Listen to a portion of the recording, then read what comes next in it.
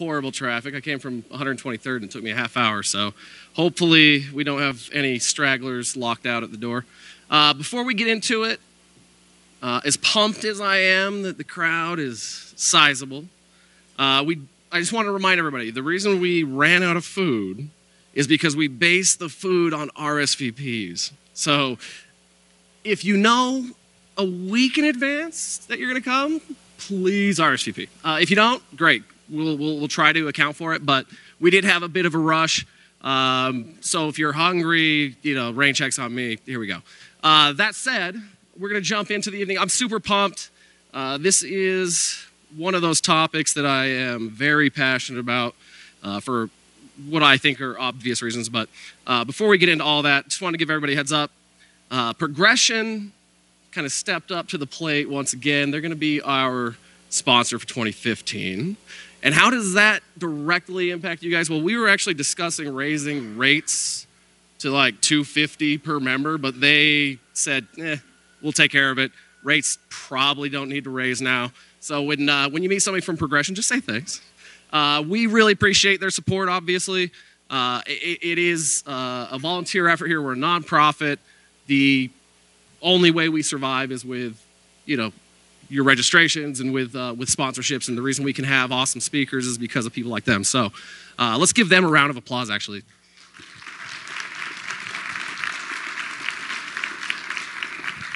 So we've been hard at work behind the scenes. How many people have seen the new site? Right? It's pretty sharp. That's our new site. It's fully functional, kind of. Yeah, no, it's good. There's just a few hiccups that we need to figure out on our end. We're going to have some new features rolling out. We're going to have some guest posts going out. It's going to be a pretty good resource. And our job board is hopping right now. It's going to continue. We'll get into those in a few as well. But if you haven't gotten around to checking out the new site, please do give us some feedback. We obviously want it to be great, but at the same time, we just want to make sure that everybody is able to access the info that they need. So 2015. What are some of our goals? I mean, everybody's got their resolutions and whatnot. One of ours is to consistently hit attendance over 250, right? I mean, that's way above and beyond any other org in the state. We're kind of above that now, but if we get to 250, the power of this group just would be very strong. And what I mean by that, if you're an agency, there's business in the room. If you're somebody looking for a gig, there's business in the room. If you want knowledge, there's people that can answer your questions. So the bigger the group, the better. So I'm going to throw out a challenge to anybody. If you have any ideas on ways that we can grow as an org, ways that we can build awareness, things like that, please reach out. For those that don't know, I'm Ryan Nadeau. I'm the president of SLCSEM. Dave Mallenberg is the VP. We've got Doc on the camera. He's the director of marketing and communications. We've got Maria. Where are you at? Somewhere. Maria right here is our director of events, especially important. Jake is our tech guy, aka Tech Czar. And AJ, where are you at? AJ is our job board guy, and pretty soon our guest post blog coordinator, which he didn't know about till right now. So yeah, come up, talk to any of us. We've got cards. Email us, info@slcsem.org. If somebody comes out with something awesome, we might fly you out to an SMX or something. So details to come. But it is a big deal for me to have this group just blow up this year. So one of the big needs, by the way, that we have, if anybody wants to come and chat with us about, is some sort of an automated solution to basically let you know, hey, you've got your membership, thanks, and this is when it expires or not, so it gives you that kind of a heads up. Surprisingly challenging without a database. So if anybody, any company wants to do that, let's chat and try to build that out. Upcoming events. So we've got Mel Carson and Bing coming out. Melanie Reed from Bing is coming out. John Gagnon, am I saying that right? He was initially going to come. He got called to the Netherlands. Can't blame him for going. And but at the same time, Melanie is fantastic. She works right along with him. She's another Bing evangelist. That's going to be here, and that content is going to be kind of a mix of SEO and paid, and it's going to be excellent. So make sure you RSVP. That page will be up within a few days. More details to come from email and all that stuff. March 18th is an event I've been working on for a bit now, and it's essentially going to be a CEO fireside. And what I mean by that is we're actually going to have 3, maybe 4 CEOs from top companies in Utah talking. The minimum that I wanted was a company that was valued at $250 million or more, so that you could actually hear from CEOs directly, kind of their point of view of search, how they view it for their org, some of the challenges they have, the pain points, things that they'll pay people to solve. And at the same time, I think one of the biggest things that people struggle with is communicating with executives, right? So hopefully they can start to answer some of those questions.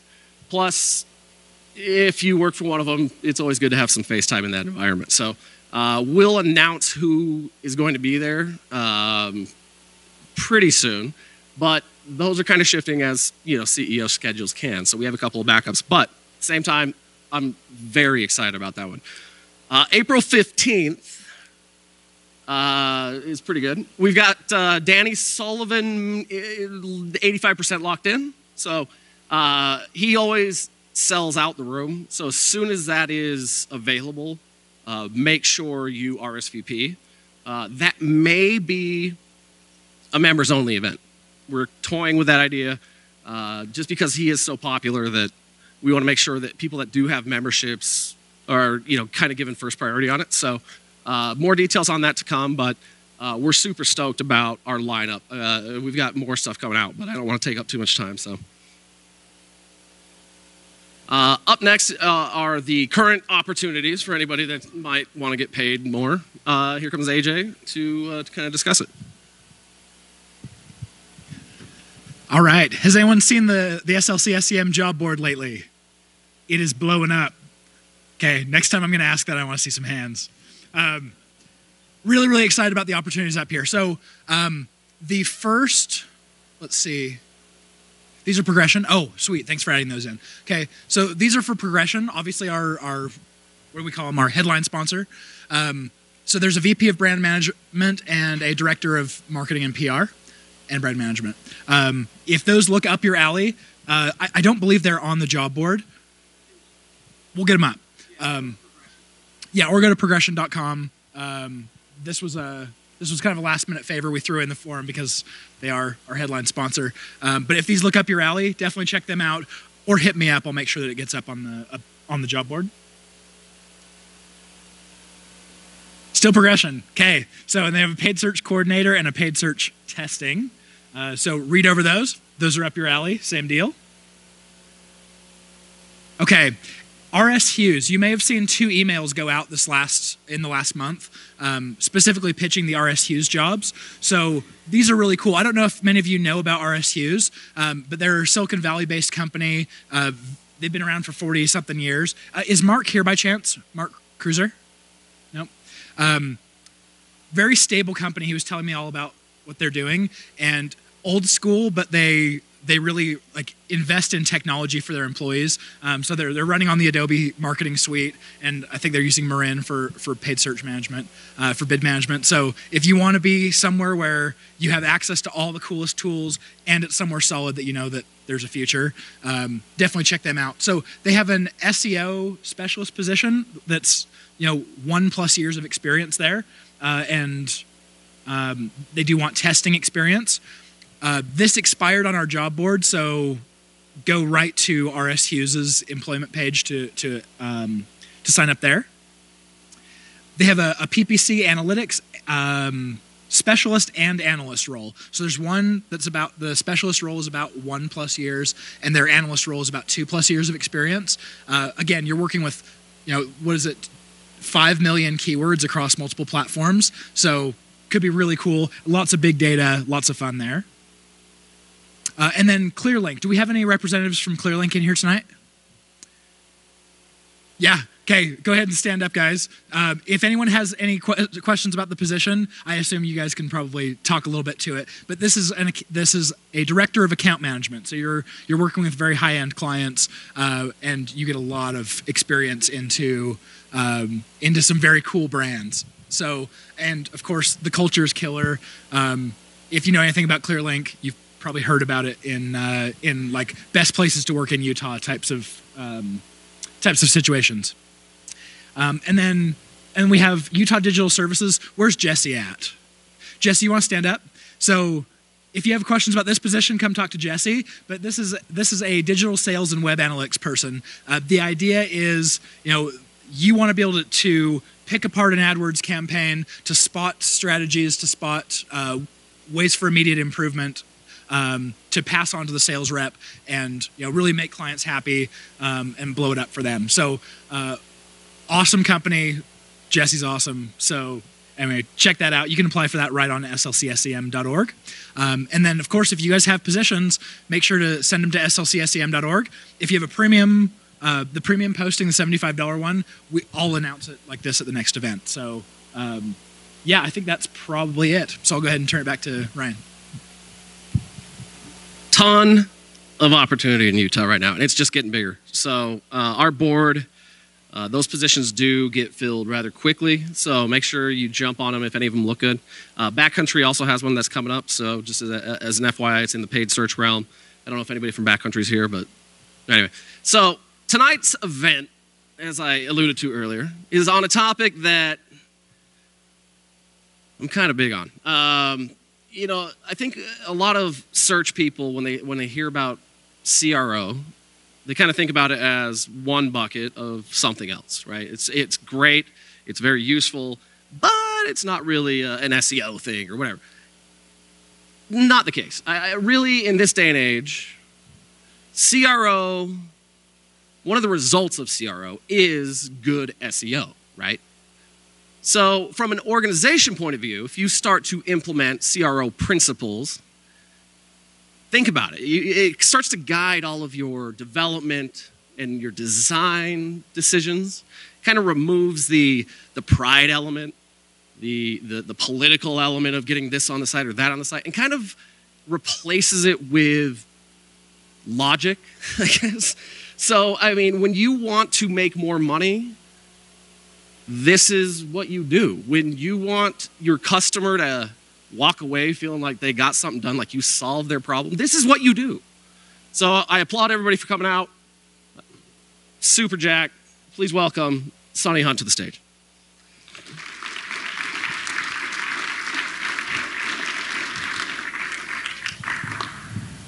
I'm totally bringing my cheat sheets with me. Can you guys hear me okay? Kind of, sort of? No? All right.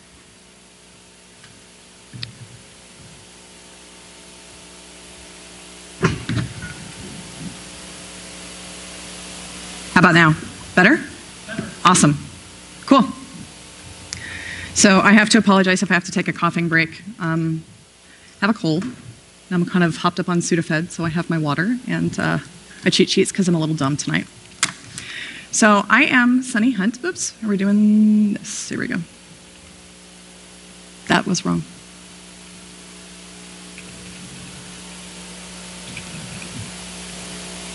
Okay. Are we down here? Sorry. First one. That's me. Hi. I'm smart. So my name's Sonny Hunt, and I am the founder of Hunt Interaction.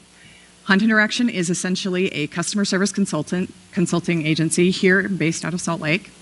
And in a nutshell, what we do is we help our clients build better customers. What does that mean? Well, we help our clients actually find the right kind of customers for their business, convert them, and help keep them long term.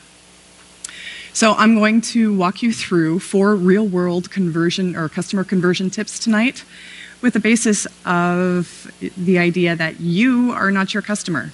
You're not your ideal customer. You may think that you're your ideal customer, but that really may not be the case. So only about 22% of businesses are satisfied with their conversion rates. And you may be part of this 22%. If you are part of this 22%, you're satisfied with your conversion rate, high five. Good for you. This is the rest of this presentation, probably not for you.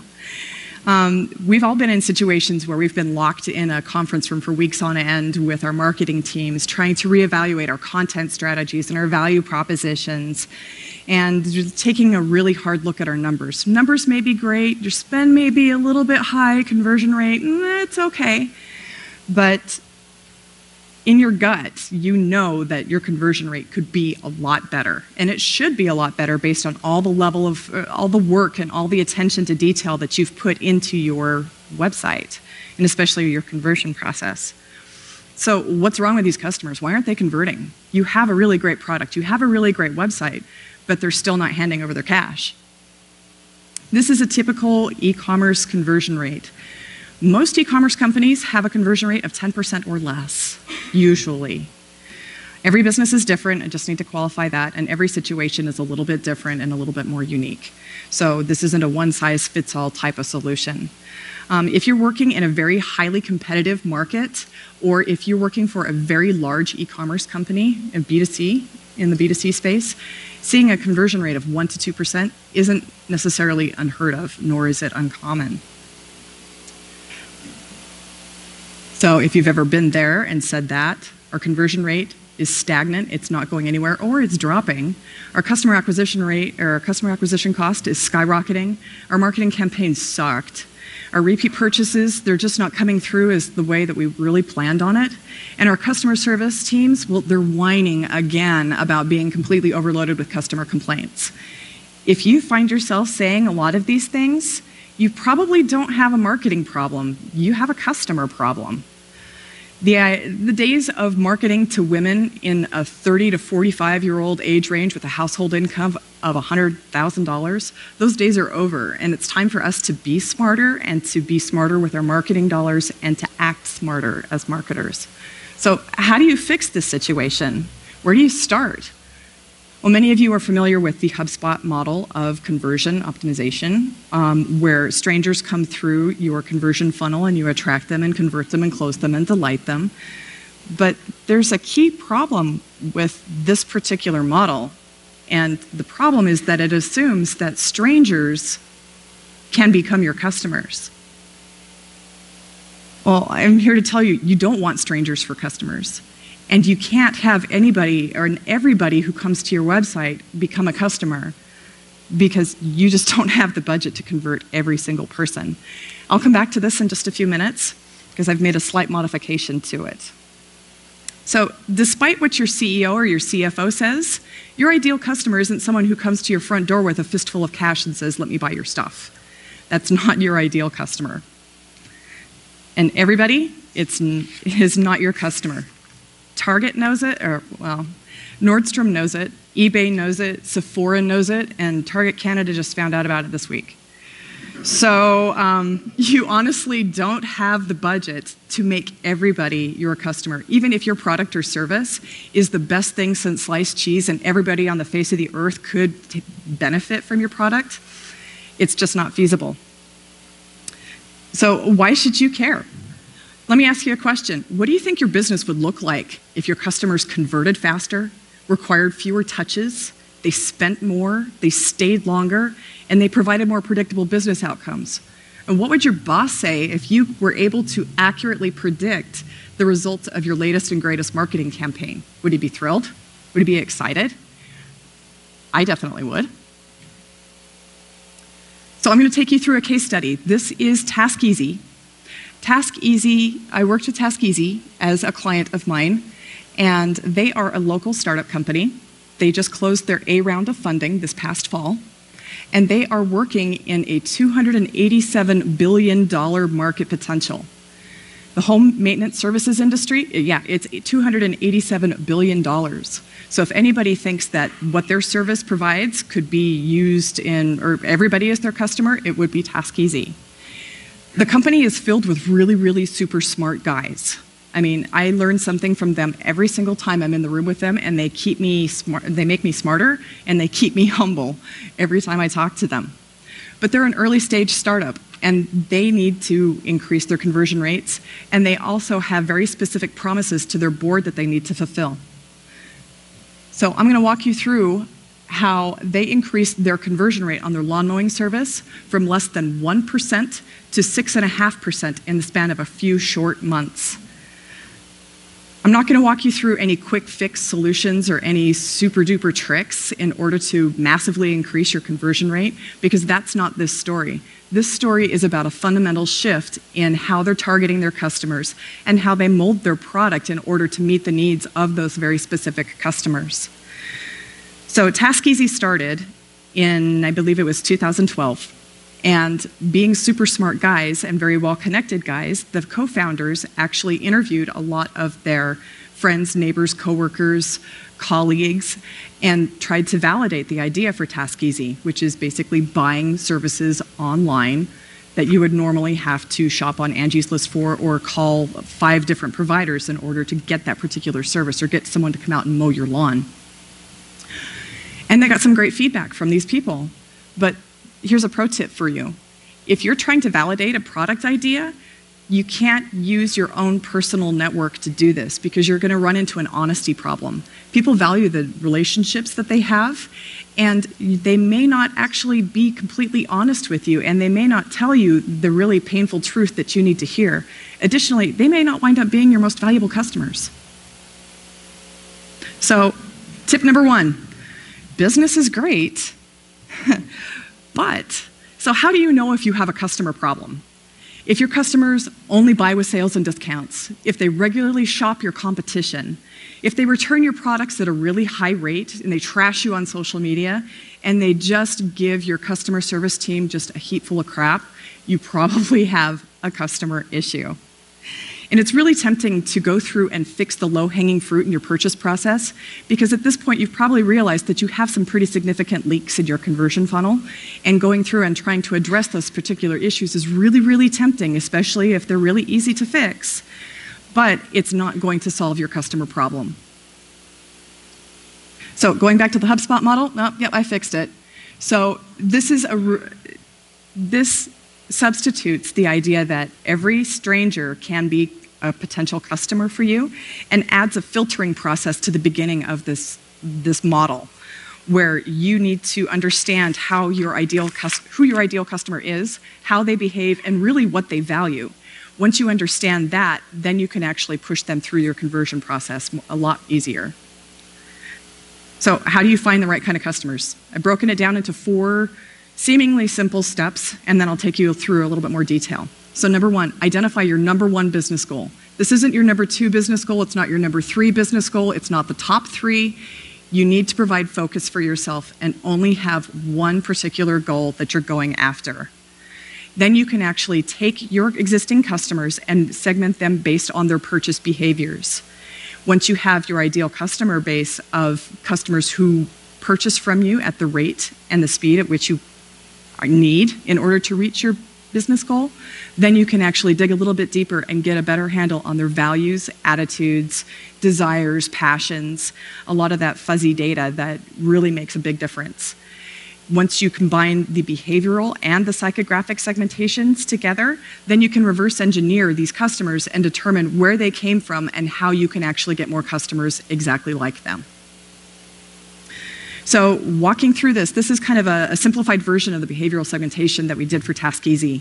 So their number 1 business goal, or their number 1 promise to their board, was to increase the number of active customers. Typically, a number 1 business goal tends to center specifically around revenue and have a specific number attached to it. But in this case, this was the promise that they made to the board, and this is the promise that they had to fulfill. So I've broken this out into different quadrants. Upper left would be services, the frequency of service, how often they had the service performed, where in the nation these customers were actually residing, and the volume of their particular service. So how many square feet of grass, how many inches of snow got cleared, that type of thing, because that actually determines the cost or the revenue per task that was actually performed. This model actually does make 2 key assumptions, which are not listed here. The first key assumption is that the customers in TaskEasy's database are early adopters. Because they are revolutionizing the home maintenance services space, those are the people that they're really actively soliciting. People who are more willing to take a risk not only on a startup, but doing something that they've been doing for years and years and do it in a different way. And the second is that every single customer for TaskEasy has already done the time value assessment of money. So they are willing to spend the money in order to get some additional time in return. So it's worth it for them to pay someone to come out and mow their lawn if they get time in return. So we took this and looked at where the most heavily concentrated group of customers were, and this is really what we came up with. Lawn mowing customers who have their lawns mowed bi-weekly in a specific geographic area with a certain size lawn or bigger. So taking this information, we were able to confirm that this indeed was a very valuable customer by looking at the cancellation rate for this group of customers. Did they cancel at a specific rate, or was their percentage of cancellation ideal for the company? We also looked at the conversion channel. Did they pick up the phone and call an order, or did they actually order online? Because each channel has a certain cost associated with it. One has a technological cost and one has a manpower operations cost associated with it. And then we determined the level of maintenance. How many trouble tickets did they file? How many calls to the call center did they make? What is the ultimate cost of maintaining a customer like this? Once we verified that this indeed was the right kind of customer group, then we could actually go back and run a test specifically targeted to this group to make sure that they were converting at the rate we thought that they were. Now, all the data nerds in the room, including myself, kind of quiver in their seats because it's time to get warm and fuzzy. This particular slide deals with psychographic segmentation, which is the other really big key piece of information when you're doing any type of segmentation project. The key here is trying to quantify qualitative data, and that always gets a little bit tricky. So one of the things that I'm suggesting is to actually, once you've identified your most valuable customer from a revenue perspective or for meeting your #1 business goal, go back and pick out random customers and do one-on-one interviews with them. I promise they don't bite. A lot of them are very, very happy to speak with you, especially knowing that you're invested in the happiness of them with your product or service. It's really interesting to understand how they consume media, how, when, where, what. Do they watch YouTube videos? Do they consume blog posts? Are they heavy Twitter users? Understanding how your product or service improves their lives and adds value is also very key. What other brands do they use? What other brands do they like? Or do they participate in any charitable causes? Understanding what the ecosystem of their lives looks like and where they're placing their value and their time is something that's really important. And 4 questions in order to get this really key information. Don't ask these questions verbatim to your customers because they're going to be like, what?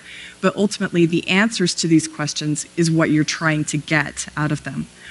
What do your customers value in their lives? What are they passionate about? How does your product or service make their lives better or add value to their lives? And how do we deliver value that's better or sometimes worse than our competitors? Once you get this information, you'll start to see patterns after 3 or 4 different interviews. Typically about 5 qualitative interviews, you'll start to see some emerging patterns. But ultimately, the sample size is based on the relative size of your behavioral segment. So how do you get this warm and fuzzy data? Number 1, one-on-one customer interviews. It's a freaking gold mine, kid you not. Create a customer advisory board of your most valuable customers. Tap the Google. Talk to your account rep, get some affinity data going, and dig into your analytics. You can also buy customer data through companies like Experian and American Express. And then you can also monitor social media. I'm going to caution you on the last 3 bullets here, though. The last 3 bullets should only be used to validate the qualitative information that is coming out of your interviews and from your customer advisory board. So that's just another way of validating something that's a little bit hard to quantify sometimes. Quick segmentation tips. Keep it simple. It's so easy to fall down the rabbit hole and make things really, really messy. Keep it simple, keep it simple, keep it simple. Only focus on creating 4 to 6 groups. It's naturally going to grow and evolve over time. Try to really keep it small. And this is a discipline. This isn't just a one-time project. Your customers change over time, just as your business changes over time. And it's really important to keep on the pulse of what's going on with your customers, how their values change, how their attitudes change, how their purchase behavior changes over time. And the information that comes out of your segmentation project doesn't live in the marketing department. This is really important information. Your C-suite needs to know about this. Your customer service team needs to know about this. Your purchasing agents need to know about this. Please share the wealth. Tip number 2. I know I took a long time with tip number 1. I'm sorry. I have a lot to say, and I'm really mouthy. Tip number 2, hook them with their own words. So your marketing isn't about how cool your technology is, and it's not about what you think your customers need.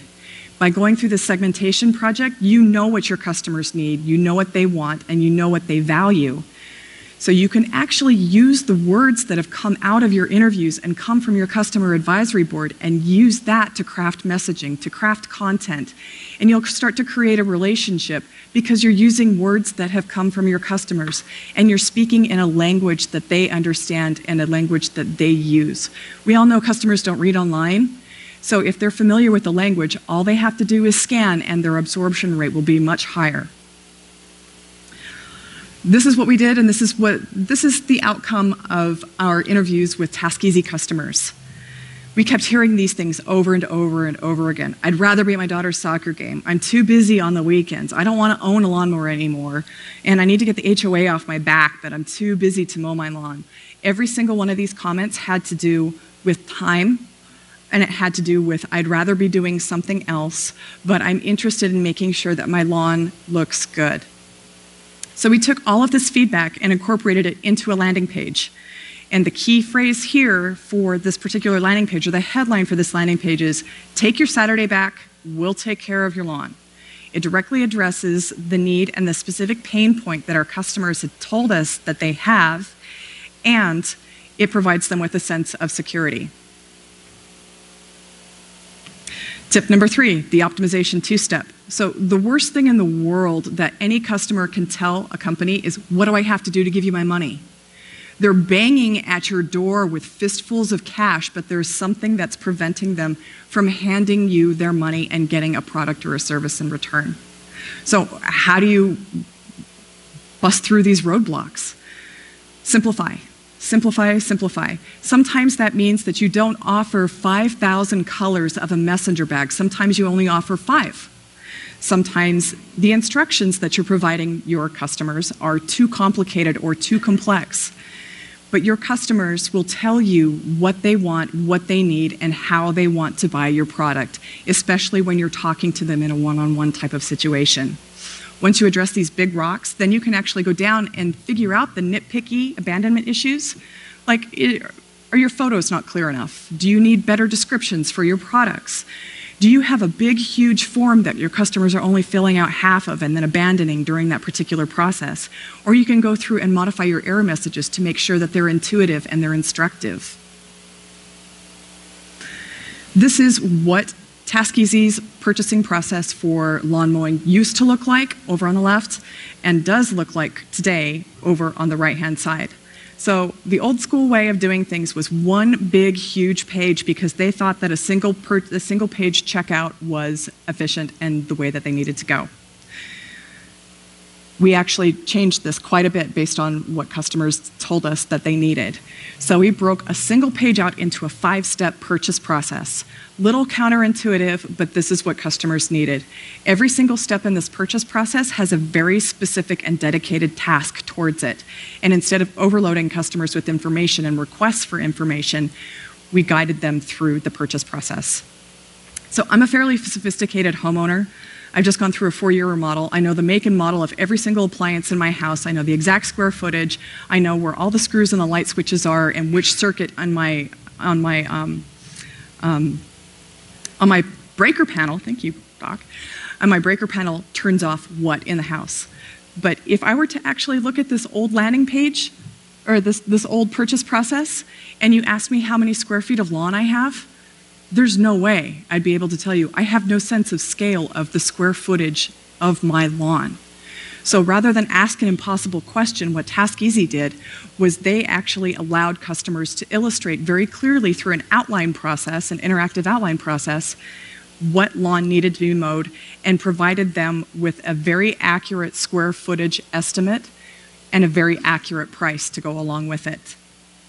And instead of selecting a package over on the left-hand side, they broke it out into 2 micro steps within a single step, which is pick your time selection, how often do you want your service, and then pick the level of service or the detail of service that you want.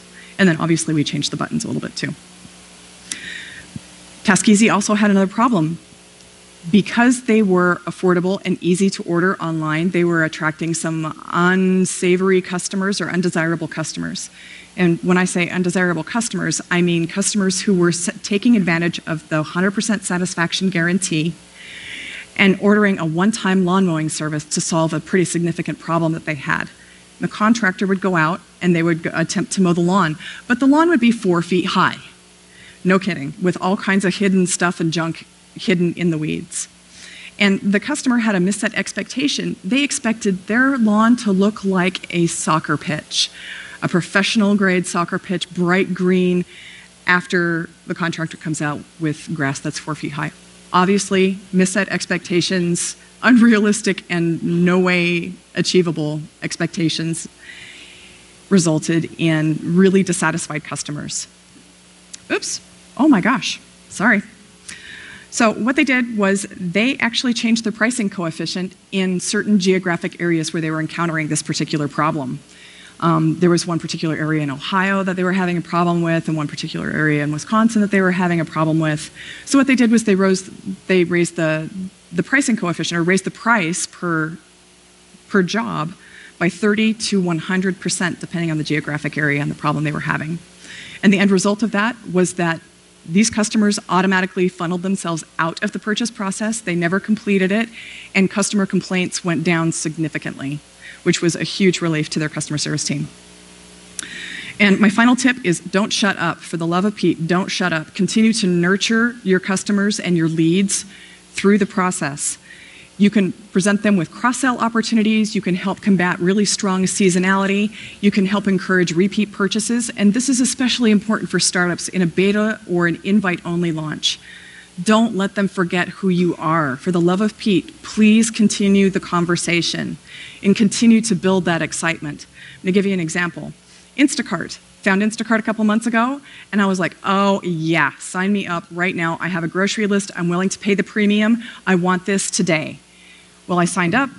Well, my service isn't available in my neighborhood. Well, that really sucks because going grocery shopping is probably one of my most hated tasks ever. I'm not even kidding.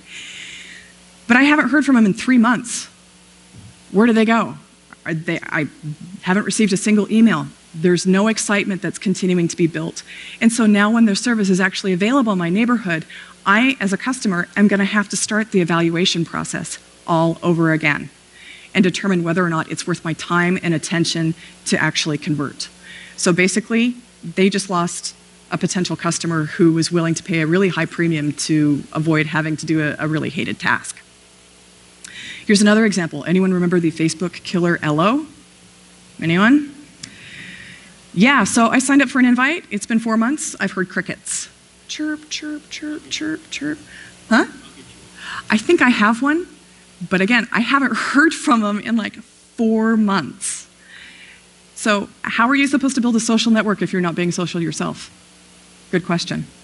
So TaskEasy combated this particular problem, and they have a really strong sense of seasonality. So in places like Michigan and New Jersey and even Utah, you can't mow a lawn in December because it's covered with snow. Well, how do you continue that conversation and how do you continue that financial relationship with a customer when you don't interact with them on a revenue basis for 4 months? Well, you continue the conversation through email and through social media and through the channels that their customers told them that they wanted to be contacted with and have interaction through. So by continuing the conversation and by sending them emails and cross-sell emails and just reminder emails and hey, guess what? Spring is on its way. We're gonna start mowing your lawn on this anticipated date. TaskEasy had a specific goal in mind. They felt like they were going to lose a certain percentage of customers through natural attrition as the seasons changed. But by continuing the conversation, they were able to actually beat that goal by 15%. So that was something that was really, really exciting for them. So just to kind of wrap up, 4 key conversion tips. Number 1, find the right kind of customer for your business. Number 2, create messaging and content based on what your customers tell you they need, not what you think they need. Number 3, simplify your purchase process. Your customers tell you what you want, it's time to listen. And number 4, continue the conversation after the conversion, whether that be a micro conversion with an email sign up or a financial transaction. And I'm going to issue a new marketing commandment.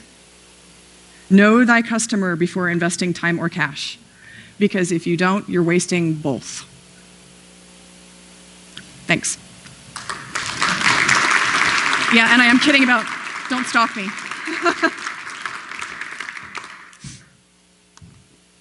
Thanks.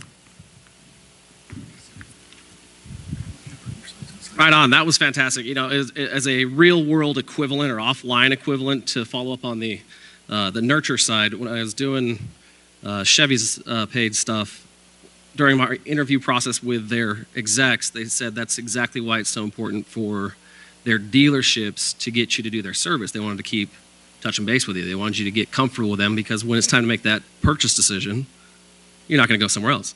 Our feature speaker tonight may just have earned the furthest travel award for anybody. He's coming on to us from the Great White North, as I call it, up in Canada. Super pumped about Ahlan. Am I saying that right? I want to make sure, right? Okay. Not Ahlan, it's Ahlan. Way better. He's an R&D dude, right? On conversion rate optimization for one of the top CRO companies in the world. So super excited to hear what he's got for us tonight. Please welcome him up. He's traveled a long way. Thanks. Hello, Utah. Yeah. Is that full screen? Yep.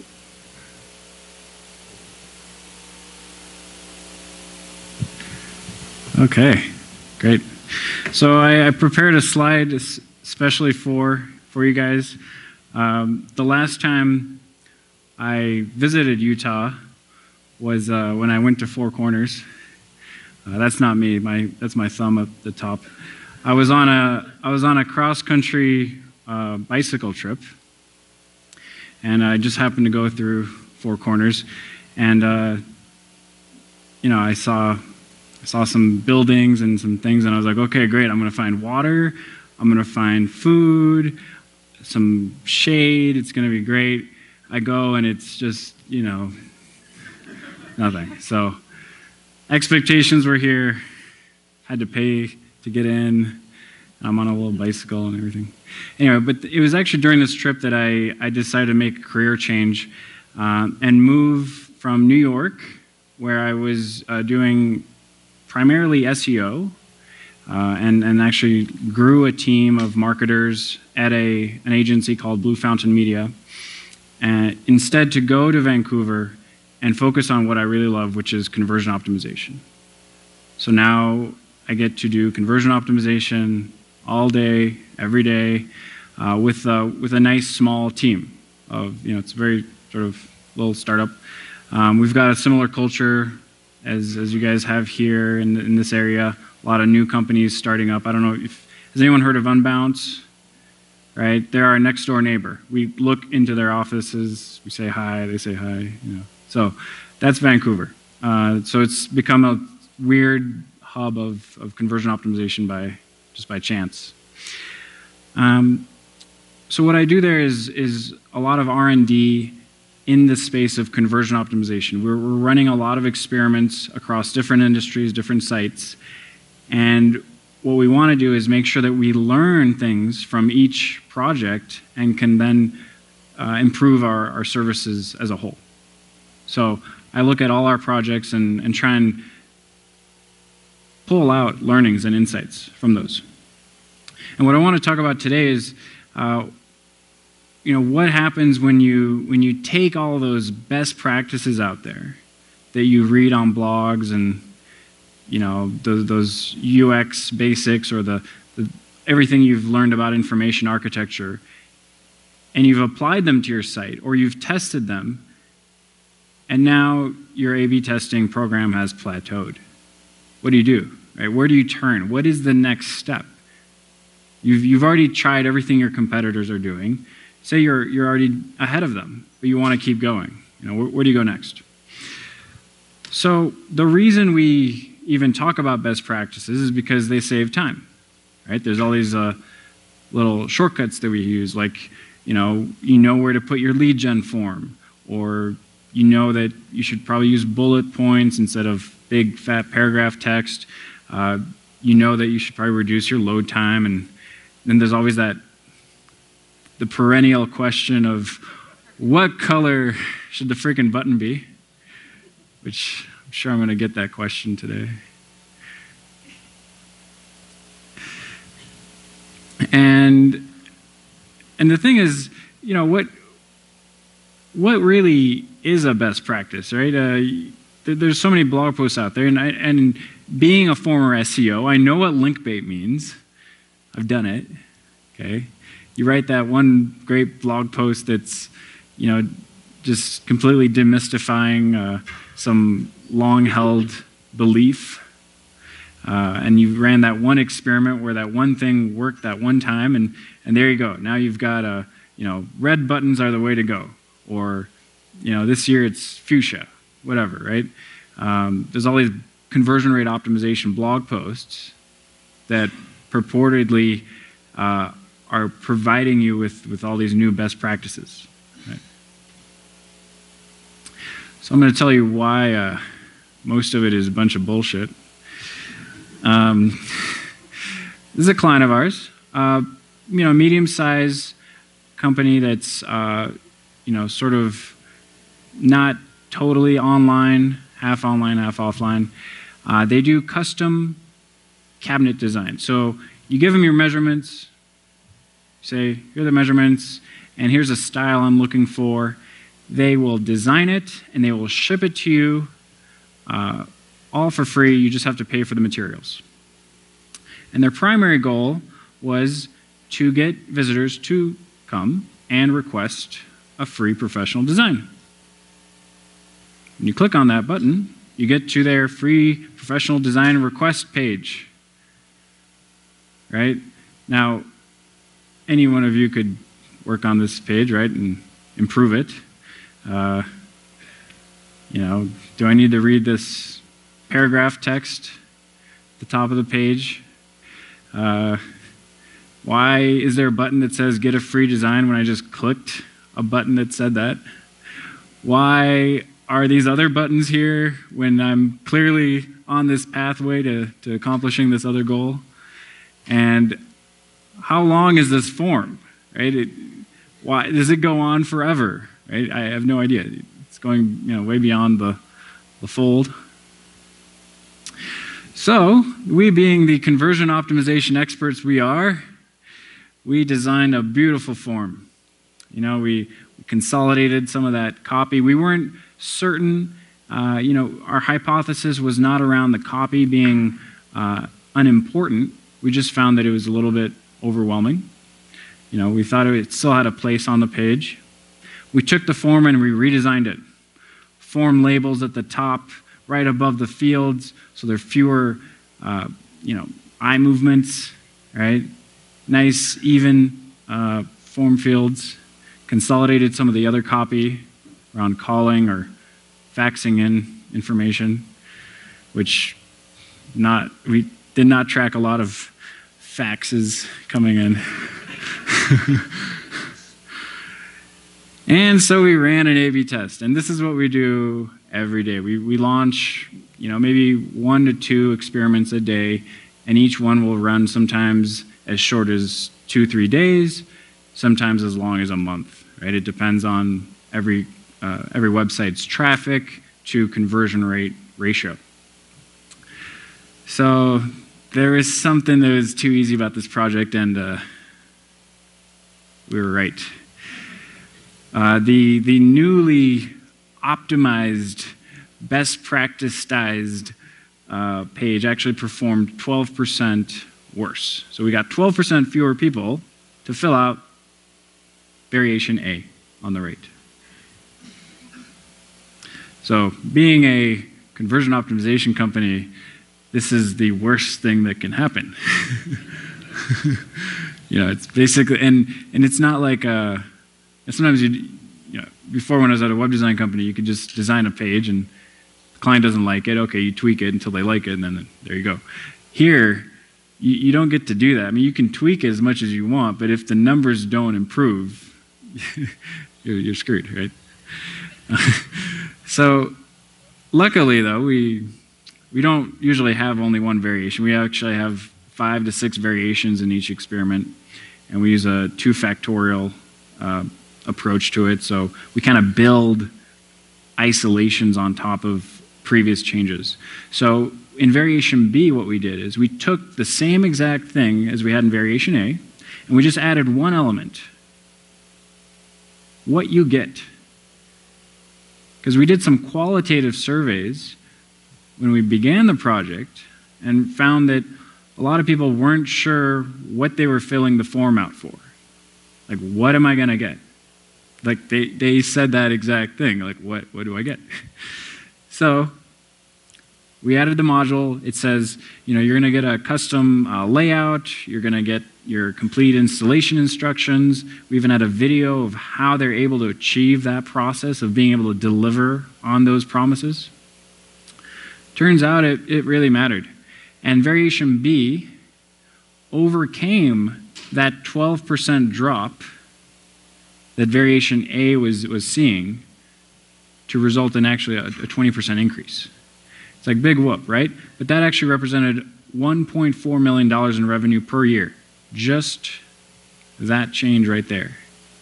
And that's not even the best variation that we could have come up with, because clearly there's some flaws in variation B still. So, not all best practices are created equal. Some of them you can trust, others you have to test and find out for yourself if they are indeed best practices for your own website. And I've charted these best practices out, sort of categorized them. At the top, so over there, are best practices that if they work, you'll be very profitable. If they're not, well, it'll actually be costly to test them in the first place. They're just not even worth testing. And some best practices, you probably don't even need to test them. They're just knowns, right? And then you've got other best practices that really watch out. You should test them. Okay? First of all, information architecture basics. So if you go to your typical web design company, get a website, or you take a lot of these templates off the shelf, most of them already adhere to these basics. We're talking breadcrumbs, an active state when you're on a navigational element, a sub-nav that makes sense, things like this, right? We all kind of know these things, but a lot of sites miss them. And then we have to test them, and then it's like, okay, well, yeah, I guess helps to put a header on the page. UX basics. Things like a link should look like a link. A button should look like a button. Pretty basic stuff, right? These things you really don't necessarily need to test. Don't spend too much time testing. Just go and implement. And if you haven't already done so, well, there's a bunch of money waiting for you, because very profitable. Yeah, we've seen that just adding breadcrumbs to a page that didn't previously have breadcrumbs on it actually increased just a line of text, 12-point font, breadcrumbs. We got people to scroll down the page 50%, right? 50% of the page. We increased that by 20% because people just knew what page they were on, because the rest of the page wasn't very clear, but at least the breadcrumbs were there. So they could use that as a guideline. There are some practices that there isn't a book out there, right, that lists all of the conversion optimization best practices that work and don't work. Maybe I'll write that.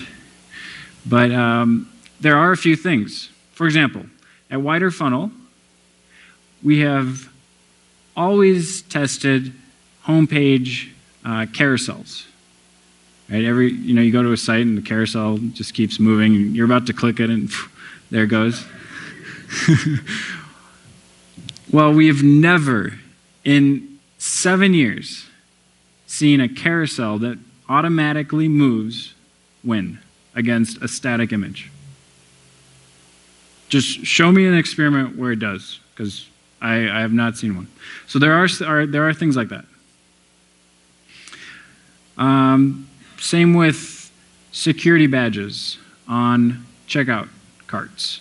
There's a belief out there that you should add them, and there are many tests, showing that you should. There are also many that show that you shouldn't. So, it's a debatable one, right? So there's a lot of things out there that are common to a lot of different websites that, are certainly worth testing and could help improve results. Then there's what your competitor's doing. Your competitors are a good place to go look for ideas, for testing ideas. But at the end of the day, it's not going to give you much of a competitive advantage, is it? You're just going to maybe match them. Then there's which test one. You go on which test one, there'll be a random A/B test. Probably doesn't apply to your industry, doesn't apply to your website, maybe not even same language, but hey, it's an idea, right? Probably not worth testing. And then there's the random CRO blog post, which is even more random than what you see on which test one, of some guy who tested something one day and it worked, and great, so awesome, right? And then there's the latest trends in web design, which probably are totally fine. Make your website flat, use parallax, who knows, right? Is it going to make you a lot of money? Probably not. So, what I want to introduce as a concept today is the idea of tested practices. Tested practices go into their own little category. They definitely need to be tested because they're not one of these common things that everyone does that we know will work. And they are usually really unique to your own website and your audience. They're sort of like the unicorns of conversion optimization, right? You're not going to get to them by accident.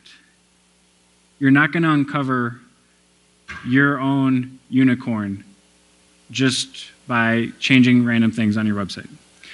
You're probably not going to find it by copying your competitors. You're going to need to use a framework to do so, and I'm going to give you those frameworks. And I won't be able to get into detail on those frameworks, but I can answer your questions. And this is where you'll have a significant competitive advantage because you're solving your own conversion barriers, right? Sunny, basically your entire presentation was on that point, is figuring out what your own conversion barriers are, not trying to just copy what everyone else is doing. So, back into examples. This was my first ever experiment at Wider Funnel. And I got really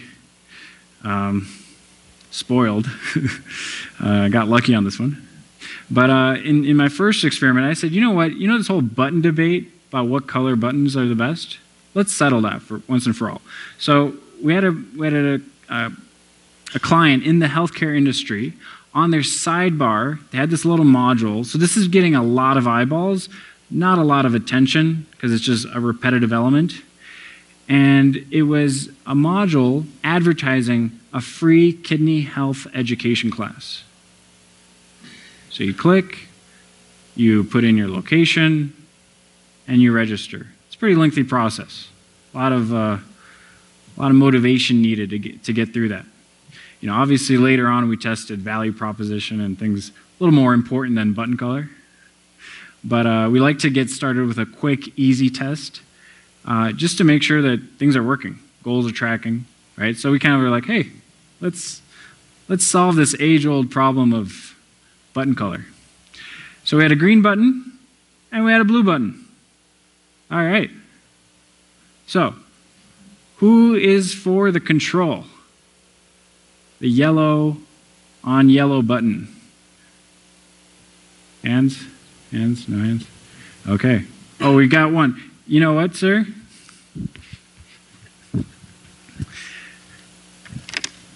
You win a book for being a risk taker. There you go. So that's my CEO's book. It's called You Should Test That.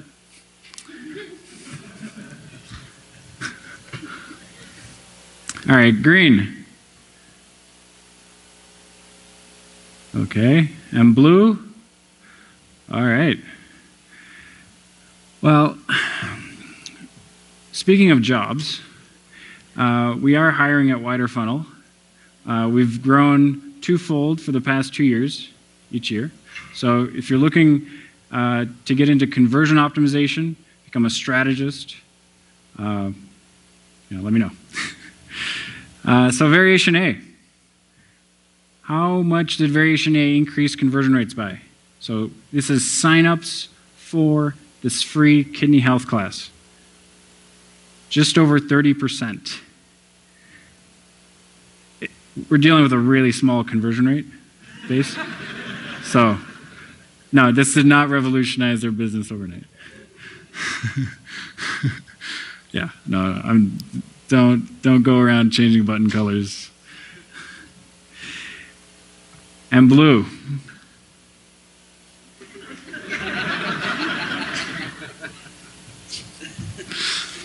So, why, is blue the button color? Not really. If you look further down the funnel, notice something. All of the subsequent steps use a blue CTA. So that was the case on all 3 of those variations. They were always blue. So, that certainly had an influence. So then we retroactively, just to validate that theory, went to green, went to blue. Green did a lot better, but blue still won. So there might be something about the blue. So yeah, a little unicorn there, right? That you can uncover. Same client, this time a different goal. Same location as well. Sidebar, module. And they had already switched over to blue. They were in with the blue buttons. Here we're looking for a free cookbook download. So to download a cookbook that it has a bunch of kidney healthy recipes in it. You still have to fill out quite a lengthy form to get it. We said, all right, let's see what free does. Free, right? Everyone says, put free on it, it'll work. Yeah, right. Didn't work. Variation B, let's show the cookbook. Okay. 8%. And then we said, all right, let's add 1 line of copy. And we said 40,372 downloads so far. Just that line of copy, 15.1% increase in cookbook downloads. So that is a lead gen form right there. Unicorn, it's social proof, right? It can be applied to quite a few sites. It'll work better or worse depending on your audience, depending on the site, depending on the goal. Another client of ours. So this is a client in the affiliate space. What they want to do is they do a lot of SEO, a lot of content generation, and they've got pages where there's this module that's relevant to what's on the page, and they're trying to get people to fill in the zip code and then go get an insurance quote. So after 2 years of testing, we doubled their revenues each year, and this experiment just ran a few months ago. So in the control, it says registering a car. It's a good time to check car insurance rates. Find the lowest rate among top providers. Enter zip. Continue. By the way, continue. Test it. No, I'm serious. That CTA copy, it works every time. No, because there's this best practice that says, you should make your CTA more specific to the end goal, right? Like get your free white paper. A lot of times continue, if it is a multi-step process, will outdo whatever CTA you have there. So variation A, join 1,972,984 Americans who search for lower car insurance rates. Almost 40% more form fills. Just copy, right? And this was after 2 years of testing. This is on top of everything we'd already done. Same client, different goal. This is filling out a form to get your free driving record. Oh, sorry, not free. Filling out the form is free. You do have to pay for the driving record. We added in a preview of that driving record. You could click, see a quick preview. Boom, 13% more form fills. Another nice increase in revenue. There you go. Small changes, big impact. It's about latching on to that thing, that element that's really going to get people motivated to take the action. We're not making things easier here. We're just motivating. Right? It's all about psychology. So, how do you do this yourself? How do you go unicorn hunting? The first, and it's the one that we use at Wider Funnel as a framework for analyzing web pages, is the lift model. So we look at a page and we ask ourselves, how well is this page getting the value proposition across? Is it relevant to where my visitor came from? So you guys are in search, right? You know all about relevance. Ad copy, landing page, organic keyword searches to whatever page you're landing on, title tags, right? There's got to be relevance there. How clear is the page? When we talk about clarity, we're looking at UX, information architecture. How well is the information laid out? Are there distractions, ads taking me away? Is the page addressing specific points of anxiety that I might have landing there? Concerns? And is there any sense of urgency being created? Right, so the lift model just covers a broad spectrum of different topics that could likely be improved about any page. So you want to use this model to look at your individual templates or specific pages, or even flows within your site. You want to back those assertions, right? Because that's a subjective sort of viewpoint. You want to also back that with actual data. Look at your analytics. This is iFlow tracking. We did this internally on a flower website. I'm going to show you a bunch of stuff right now. Okay, it's going to go quick, but we just don't have that kind of time.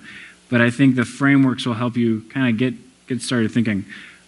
Value proposition. How do you nail down your value proposition? You can't just test infinite numbers of headlines, right?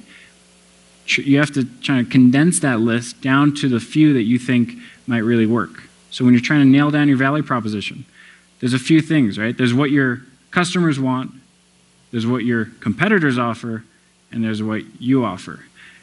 Your points of irrelevance are all those features that your engineers came up with that they're like, yeah, we got this feature now, we got this feature, but no one cares, right?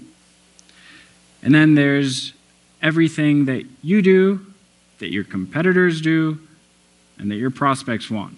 You want to make sure you're addressing those points. And where your value proposition comes is in that special area where you you're different, right? And yet it's what your clients or your customers actually want. And then this is something I kind of have been working on. It's a work in progress. There's a lot of writing out there about persuasion psychology. Right? You don't have to go invent. It's not like online marketing just invented, persuasion psychology. It's been written about for years. If you look at, writers like Robert Cialdini, you've got B.J. Fogg at Stanford. You've got the Dan Ariely's. You've got Daniel Kahneman. Right? There's a ton of literature on the topic of persuasion, and especially via the web. If you look at Susan Weinschenk, Roger Dooley, right? Brainfluence. So there's a bunch of models out there you can already use to tease out ideas about your site. So I kind of mapped out, I read all these books and I just mapped them out of all the different ways I could get someone to take an action. Scarcity, urgency, social proof, likability, authority, right? Loss aversion, list goes on. Like if you don't order today, you're not going to get this product, right? Those sort of things. I mean, this is direct marketers know about these things for years, right?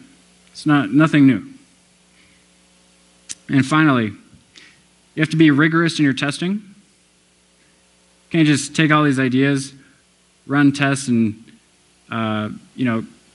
just do what most people do, which is check their tests as they're running every day, obsessively.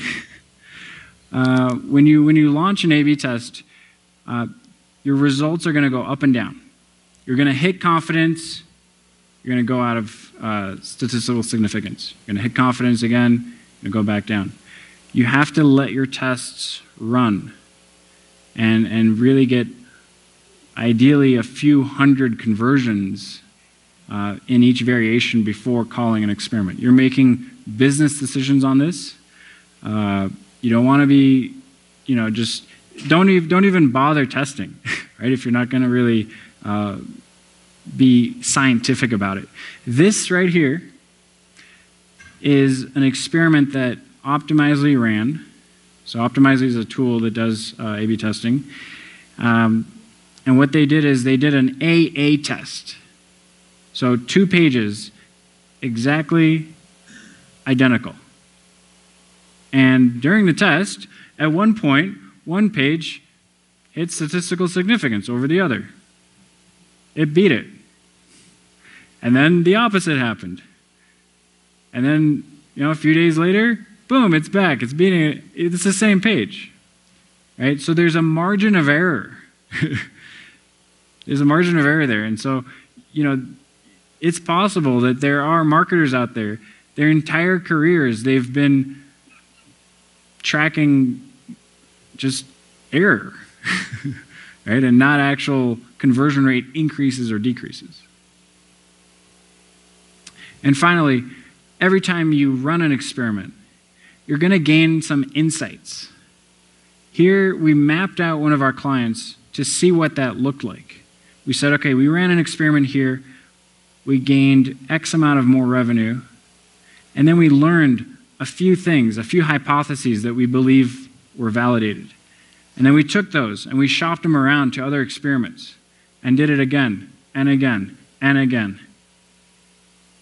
And by the end, we found that some of them were strong enough that they were validated over and over again continuously. And we could then increase conversion rates across the site, go mobile, go email, go offline altogether. Right? Think about the sort of the messaging in radio advertising, TV advertising, etc. This can be tremendously valuable for the business as a whole.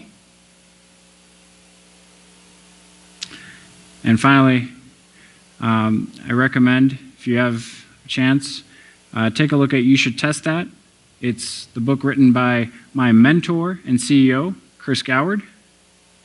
And I've got a few digital copies of it here. So just come see me, and the first, I don't know, 6 people, I guess, we'll get some.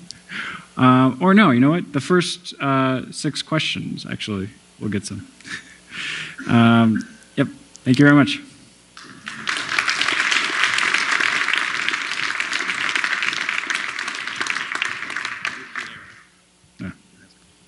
Should I stay up here? Yep.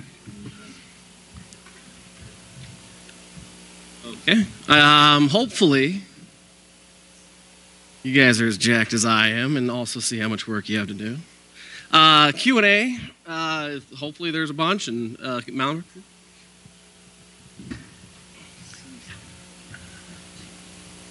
Oh, and some of the slides, just as a FYI, they're already on SlideShare. If they're not fully on there, they will be by the end of the night. Sunny's is on. Doc, we'll get Ahlan's up shortly. is recording it. It'll be on YouTube, et cetera, et cetera. My question is, can I have a book? Said the first 6 questions. Oh, that's rough. There you go, sir. All right. So we'll go here with Todd first.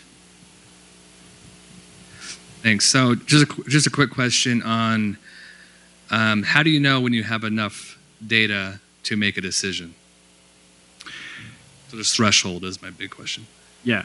So what's interesting is Optimizely answered that very question just a few days ago. They released a new stats engine, but you don't even have to use Optimizely. Actually, they wrote a bunch of literature along with it that really goes in depth about, well, stats in general, and also just how to go about doing that, because you can't just set a threshold and wait for 3 to 6 months. So they've come up with a pretty interesting way of dealing with that. And yeah, that's the thing.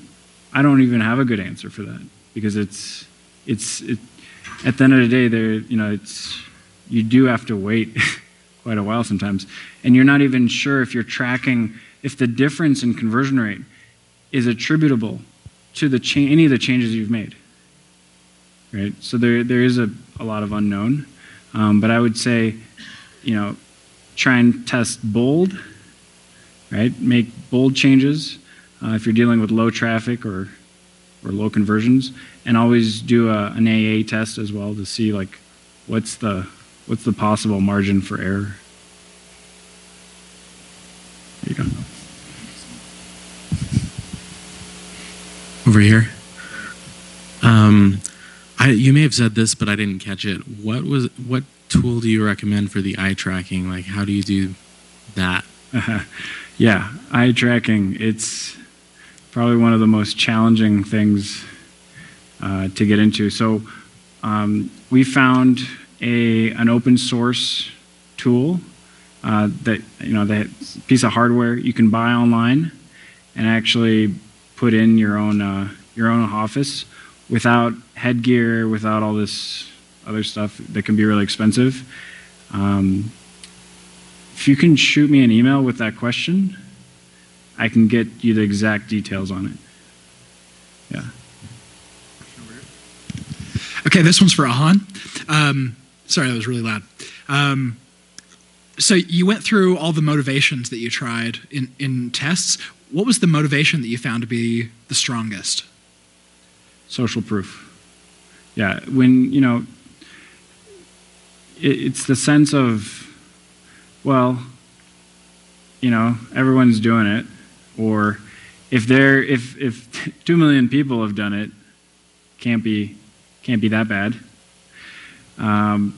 But it's got to sound authentic, is what we found. We tested a variation where we had a very specific number.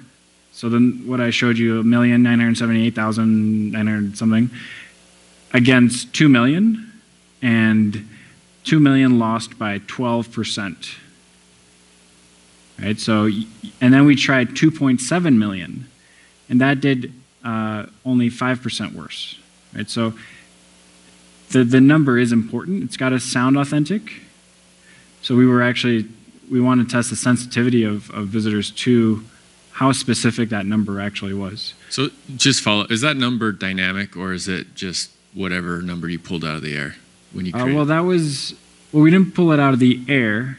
I was just curious if you had it like actually generating, yeah, or if you just primed the pump by adding like an extra million or so. You know, no, they actually they had many more conversions than, I mean, they had many more people searching, but it just, I don't know, we kind of chose that number because it looked big without being, because once you go into 2 million, then it looked like a low 2 million, right? Instead of a high million near the threshold of 2 million. But yeah, no, it was a static number. But one thing we do want to try is showing it actually increasing, right? As the visitors on the page, you know, what sort of impact would that have? Cool. I had a follow-up question to a few questions ago where you asked, how do you know how long to do your testing for, right? Because earlier you said sometimes you run tests for 2 or 3 days and sometimes it lasts a month. So if those times that you're giving, like if you test it for just 3 days or if you do test it for a month, is that client dictated? They said, I want to test for a month? Or is it like after 3 days you see, oh, hey, this, I think we have enough results. We can just call it a day. Does that make sense? Yep. Which, I mean... Yeah, so what's the criteria for deciding? Because, yeah, you could just let a test, even if it looks really conclusive, keep running for additional conclusiveness.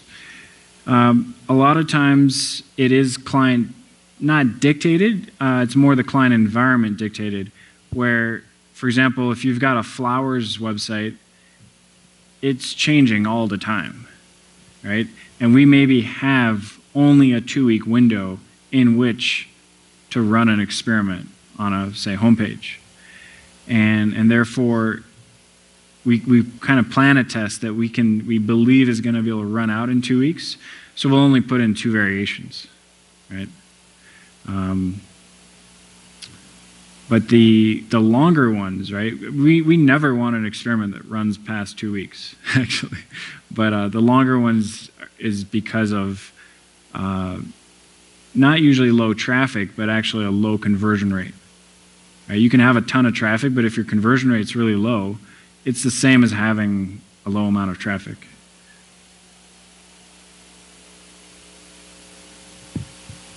So I have a couple questions. Maybe I can do one long sentence so I can get them all in there. First, I'm super intrigued in CRO, and I'd like to, I guess, pitch it to my company to see if, not my company, but the company I work for. But how would you pitch it to, you know, a company that doesn't have it, you know, maybe so that we could? And the other side, how do you bill on the CRO side of things? Is it by the revenue increase? Is it monthly? Is there any kind of contracts, you know, signing up, something like that? Yeah. Are you pitching it internally? Yeah. Okay. Well, I found the best way to pitch internally, and this is from my former company, was to actually run experiments without telling anyone, and then just hope for the best. Yeah, because until then, it's going to take so much. You know what I mean? If some, that's the thing with management. It's possible they're just not, right? They don't. If you already know what conversion optimization is and you're not down with it, then you've got to actually show the money from the other end and be like, hey, look, it's already working, right? Resolving a lot of questions. Yeah, and that's actually one thing. You know, you made a great point about qualifying your leads, and we do that at Wider Funnel. If we see that we have to convince someone of the value of conversion optimization in the first place, we don't even try and pitch to them. We're just like, yeah, come back later, because there are already a lot of companies out there that want to do conversion optimization. The entire organization's into it, and we go after those, right? It's going to be a lot easier to close that kind of business. In terms of revenue models, right? If you were a service company providing conversion optimization services, there's a few models. You can go with a project-based, so that's, you get paid per experiment. So, run 3 experiments on my homepage, right? Then there's the long-term revenue-based, where maybe there's a low retainer, and then if you hit certain goals, then we get a commission of some sort, which is great, except when the conversion optimization company is really good at what they do, and then you're paying up the wazoo for the service. And then there's what we do, which is just a flat retainer fee. And we base that flat retainer fee to be, competitive with our other agencies out there, and something that we know we're just going to blow the roof off in terms of ROI, right? And that's, again, finding the right client. You have to find a client that when you perform conversion optimization on, that they're actually going to see an ROI. Because you can increase the conversion rates on a site that sells, $2 trinkets. You can double it, but it's still going to pay off your retainer for conversion optimization. So, it's a lot about qualifying visitors.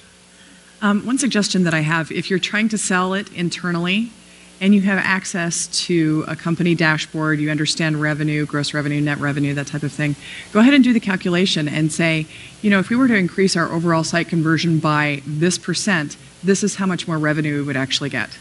So start with the end in mind when you're actually working on your pitch and say, what would we do with an extra $3 million this year in gross revenue? What would that look like? Well, this is one way that we can work towards getting that. Don't make any promises, because it's all a matter of testing and finding it, and it does take time.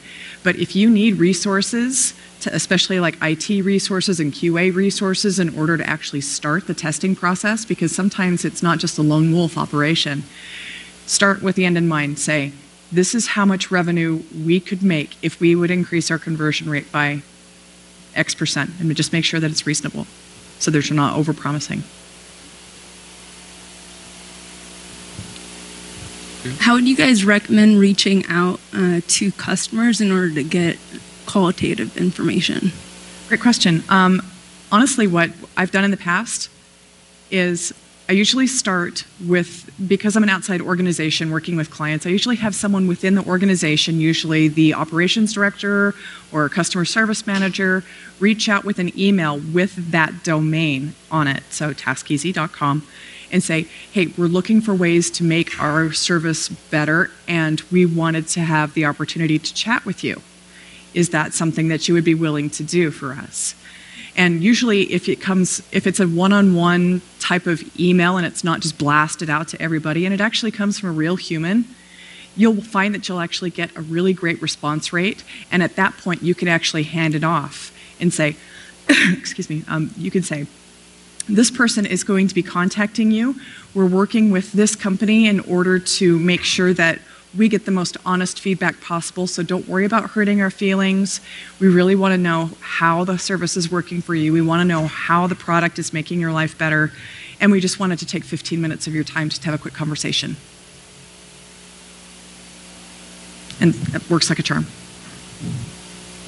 So I guess I'm gonna try to blend the two. Like, what's your philosophy on like segmentation of like first-time visitor versus repeat visitor? Use the example of, I've been researching your storage solution, you put a test out, I was gonna buy anyway, kind of survey bias, market research philosophy, and how you overcome that. And then also noise in the market. An email campaign goes out, a press release hits mid-test. How do you take that out to isolate the results? So the first question, segmenting visitors based on first visit, repeat, right? Oh, okay. Basically any segment, yeah.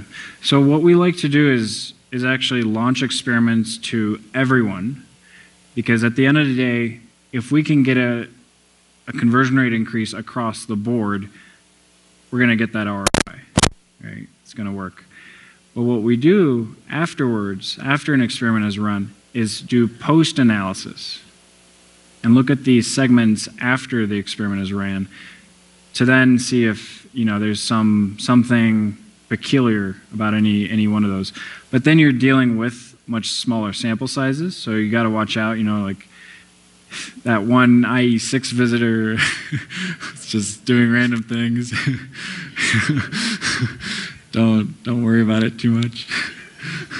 But we have ran experiments for, say, returning visitors, right? Just returning visitors, because they looked at items, they put items in their cart, they looked at certain product categories. Hey, that homepage, when they get back, if we're talking e-commerce here, that homepage should look very different, right? It's not just Amazon that can do that. Any e-commerce site out there could be, to some degree personalizing that repeat visit, even without a login, right? Just cookies, simple. A lot of sites can already do it. I don't know if that does it. So in the past, I've done segmentation between new and repeat customers and actually crafted an entirely different purchase process for repeat customers. Whereas a new customer would have a 6 or 8 step purchase process, a new customer would have a 3-click purchase process. That's it, end of story. I think something that's also really important to be aware of is, depending on how your customers return to your company, dictates where you can test and what types of tests you should actually run. Because, again, depending on how your company actually gets their repeat customers back, whether or not it's just an organic coming back to the homepage, or it's triggered by an email or a social media campaign, or however they're actually consuming your message, will dictate what types of testing you can do. I mean, you may find that your repeat customers never even see your homepage, so doing a returning customer test on a homepage may not be worth your time. Again, every business is individual, every customer group is individual, and it's about knowing who you're trying to target and who you're actually speaking to in order to get the biggest gains. This question is for Ms. Hunt. I guess it amounts to asking for a shortcut, but from an agency perspective, with a new client who has little to no audience data, little to no segmentation data, how do you handle that? Good question. I think it's safe to say that trying to segment without an existing audience is tricky. I'm actually facing this right now with a client of mine who is in the high-tech space. They're just launching a product. They have absolutely no audience. And so one of the things that we're doing is we're doing a lot of research into what we're assuming the appropriate target markets are, and really understanding what drives those purchases, what the barriers to purchase are, what the typical concerns are. And doing some one-on-one qualitative interviews with people we are assuming are potential buyers in order to try to get some type of a foundation in place. But again, segmentation is a discipline. So once you have something in place to launch with, as soon as customers really start coming on board, making sure that you understand who they are, what their barriers to purchase are, and how the product actually improves their lives, so that you can continue to start growing that base of knowledge. Is that helpful? And you can call me Sunny. Don't worry about the Miss Hunt thing. That's for legal stuff. Anyone who's asked a question so far, you have already earned a digital copy of You Should Test That, but unfortunately I'm all out now. Okay, quick question for either of you. When you're focusing on the conversion optimization, how much of it are you actually focusing on device optimization and the experience there versus just overall site optimization? And which are you starting to see, or which are you seeing the best results from? Sorry, just so, like in your fancy grid thing you had up there, with all the different stuff, you had some mobile and then desktop and other stuff like that. How much of it are you focusing on just like specific pieces of the overall site experience versus device optimization and like that mobile or tablet experience? Yeah. So just like when, Sunny, as you brought up, when you're going to propose doing conversion optimization, you have to show, well, here's the potential return on your investment.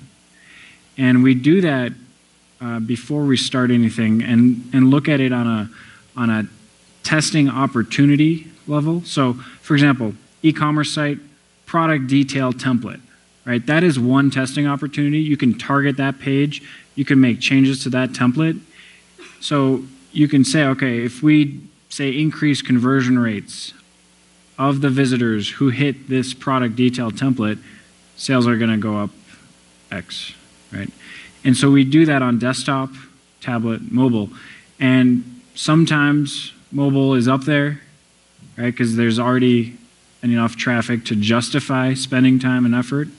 And sometimes it's not, right? So it's, the thing is we kind of depend on traffic already going there before it's worth it to invest time testing, right?